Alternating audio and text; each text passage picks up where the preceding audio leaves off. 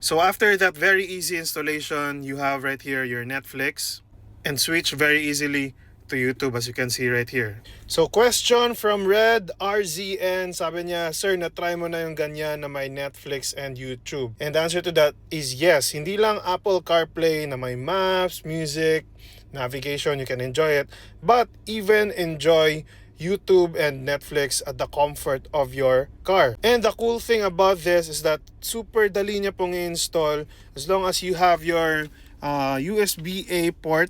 So in my case, this is the one. Itong sa may side na to. And then just wait for a couple of seconds. You'll be able to see maglo-load siya. Just very quickly after a couple of seconds, you can now pair it with your iPhone. Okay, just allow for your contacts, and then there you go. It's now connected, and then you can now use your either your CarPlay or your YouTube.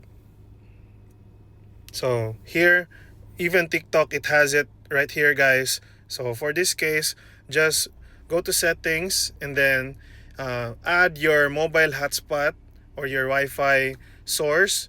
So as you can see right here, I have here my mobile data, and then now let's go to that main screen or main menu, and then let's watch YouTube.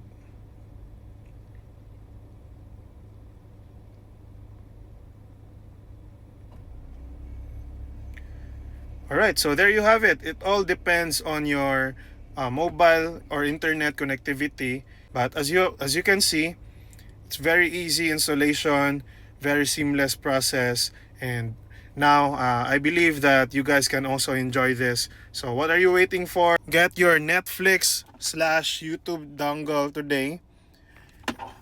Click the link below. Sana nakatulong. Follow for more.